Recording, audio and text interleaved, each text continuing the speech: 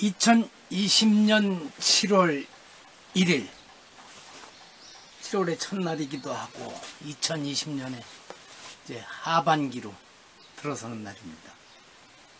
7시입니다. 다른 날보다 좀 늦었죠. 이게 방에 있다가 밖으로 나오면 제일 먼저 환영해 주는 게 이 날벌레들이 아주 귀찮게 하죠. 오늘도 변함없습니다. 어제는 비가 오고 하니까 하루 종일 집에 앉아서 거의 책만 읽었습니다. 책 읽다가 오후에 요즘은 한 달에 한 번 돌아오는 신문 칼럼 다름은 틀림이 아니다라는 제목으로 하나 써서 보내고 하루 종일 책 읽었습니다. 특히 얼마 전부터 서울 오고 가고 오는 면서 기차 기다리고 할 적에 읽고 저녁에 가끔 틈내서 읽던 신학자가 쓴 예수 신화인과 역사인가는 199쪽 끝까지 다 읽기를 마쳤습니다. 아, 참 이 책을 읽길 잘했다는 생각이 듭니다. 특히 어제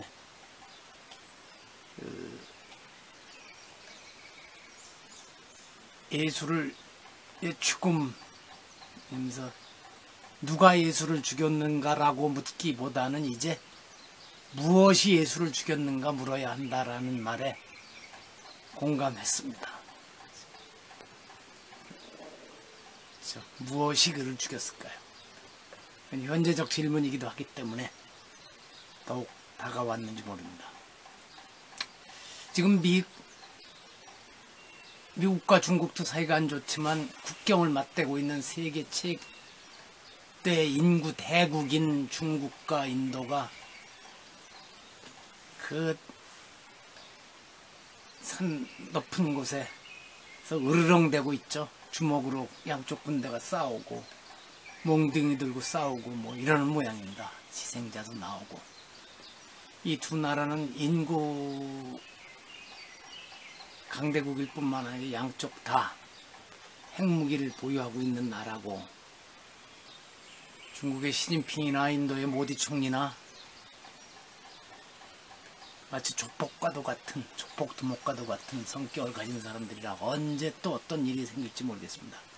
근데 어제 뉴욕타임즈에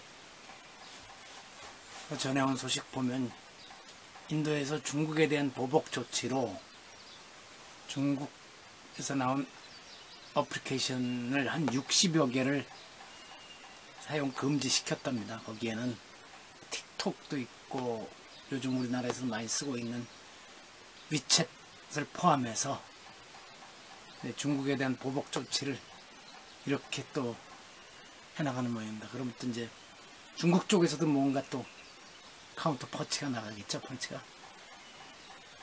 에이고 참. 얼마 전에 세계 전쟁과 인간이라는 책을 읽으면서도 그렇고 제2차 대전을 다룬 책도 모두 희망을 버릴지어다 라고 하는 제목으로 나온 독일군이 소련에 들어가서 결국은 패하고 나오는 이야기를 다룬 책도 그렇고, 어제 글을 쓰면서도 그런 얘기를 했습니다만 모든 전쟁이 다 일어나지 말았어야 할 전쟁이고 막을 수도 있던 전쟁인데 결국은 일어나고 말았었습니다. 지금도 마음을 놓을 수가 없죠. 만약에 전쟁이 나면 제일 먼저 피해보는 게 가진 것 없는 사람들, 몸도 약한 사람들, 가난한, 특히 여성들은 그 과정에서 참 성폭행이나 뭐 이런저런 더욱 큰 고통을 당하게 돼 있어서 좀 답답합니다. 요즘 며칠째 조기숙 교수의 부동산 관련 발언을 둘러싸고 논란이 크죠. 조기숙 씨는 노무현 정권 시절에 현재 문재인 대통령이 그다음에 그 당시에 민정수석이고 조기숙 선생은 홍보수석으로 같이 호흡을 맞췄던 사람일 텐데 문재인에 대해서 문재인 정부가 부동산 정책을 잘못 쓰고 있다는 이야기를 페이스북에 올렸더니 그리고 그게 알려지니까 문바들이 들고 일어나 심지어는 그 증조부가 동학농민전쟁에 발발이 됐던 고부군수 조병갑이라는 것을 찾아내서 너 토착 왜구 아니냐 뭐 이렇게까지 공격을 해야 되는 모양입니다. 참 연좌제를 가장 앞장서서 반대했던 사람들이 오히려 증조부 고조부까지 들고 나오는 이런 참 역설이 답답합니다. 그의 발언에 어느 부분이 잘못되어 있는지 그것을 조목조목 비판해주면 오히려 좋을 현 정권을 더 옹호해주는 게 될 텐데 이런 식으로 날아가면 옹호가 아니라 더 지지를 떨어뜨리게 할 수도 있는데 말입니다. 어제 이런 얘기를 제 페이스북에다 썼습니다. 저는 이게 사실입니다. 부모님께서 누구에게든 권리주장보다는 의무와 책임을 다해야 한다고 그렇게 몸소 보여주셨습니다. 그래서 저도 빌려준 돈을 받지 못한 경우는 참 여러 차례 있지만 누군가의 돈을 단 1,000원도 떼어 먹어본 적은 없습니다. 그리고 그 부동산 투기 열풍이 불던 80년대, 90년대 또 2000년대를 지나오면서 투기는 물론이고 아파트 청약도 한 번도 해본 적이 없습니다. 예전에 집에서 아파트 다른데 뭐 사겠다고 주소 옮긴다 그래서 나라 망해먹을 일 있느냐고 그런 말 했다가 다툰 적도 있습니다. 그리고 늘 정부에서 이제 부동산 투기 같은 것은 없다고 할 적에 그 말을 믿었었습니다. 근데 문제는 이렇게 살다 보니까 바보 취급을 당하게 되더라고요. 아이들한테서도. 근데 어쩌겠습니까? 이제 와서 60대 후반이 된 이제 와서 제가 살아온 방식을 바꾸려고 해본들 될 리도 없고 그냥 이대로 살아가야지 어쩔 수가 없습니다. 근데 저도 할 말은 있습니다. 영화대에서에서 차용했습니다만 내가 돈이 없지 가오가 없냐. 앞으로도 계속 자존심으로 버티고 살기로 했습니다. 어제 외신에는 또 안타까운 소식이죠. 중국이 지금 위구르에서 계속 갈등을 일으키고 있는데 그 위구르족들의 인구 증가를 막기 위해서 인구족 여성들의 생리 중단을 중단시키는 주사를 놓고 아랫발을 걷어차고 뭐 이런 만행을 저지르고 있는가 봅니다. 일본 군인들이 만주사변 이래로 1945년까지 십몇 년 동안 중국 전역에서 저지른 만행에 대해서 계속 문제제기를 하고 그 슬픔은 과거의 역사를 가지고 있는 중국 사람들이 또 다른 데 가서는 이런 짓을 하고 있네요. 하긴 그 부분은 세계 어느 곳에서도 예외가 아니라는 생각을 요즘 하고 있습니다. 월남 사람들이 중국이나 미국, 프랑스 사람한테 그렇게 당했어도 이웃 캄보디아에게서는 군림하며 때로는 만행을 저지르기도 했었죠. 어제 한국일보에는 또 재밌다 그럴 수는 없고 하여튼 그렇습니다. 현 정부 청와대의 정책실장 김상조, 사회수석 김인영, 일자리 수석 황덕순이 다 참여연대 출신이고 시민사회 수석도 뭐 어디 시민단체 출신이네요. 장관들도 그렇고 글쎄요. 시민단체 출신이 정책에 참여하고 이러는 건 있을 수 있지만 이렇게 너무 많은 사람이 등장하는 건 정부에도 문제가 생길 수 있고 시민단체 자체가 왜곡될 수 있다는 생각입니다. 얼마 전에 읽기를 마친 오리엔탈리즘을 번역한 박홍규 교수가 말하자면 역자후기죠. 옮기면서라는 글을 수십 쪽에 걸쳐서 길게 썼는데 거기에 보면 일본은 그래도 서양 학문과 오리엔탈리즘을 소화해서 받아들였고 우리는 그냥 마구 받아들였는데 더욱 한국과 일본이 다른 것은 한국의 지식인 사회는 어떻게든지 정권에 가까이 가려고 애쓰는 게 눈에 보이고 정권 쪽에서도 그때그때 필요한 폭탄 빼먹듯이 대학 교수들이나 이렇게 시민사회단체에 있는 사람들 끌어다 쓰는 게 거의 정권이 이쪽이고 저쪽이고 진보고 보수고 뭐 통합당이고 민주당이고 가릴 것 없이 그러고 있는데 일본은 아마 대학 교수들이 그런 식으로 정권에 진출하는 것이 정치에 진출하는 것이 없는 모양입니다. 그렇게 되니까 대학 교수들도 혹시 나를 불러줄까 해서 정권의 눈치를 보는 일들은 없는 모양입니다. 그래서 그런 분위기가 있어서 분위기도 아마 분위기가 있어서라기보다는 그 분위기가 일본의 기초학문이 세계적인 수준에 이르고 노벨 물리학상, 화학상 등을 받아내고 하는 바탕 중에 하나가 아닐까 저는 그런 생각을 해봅니다.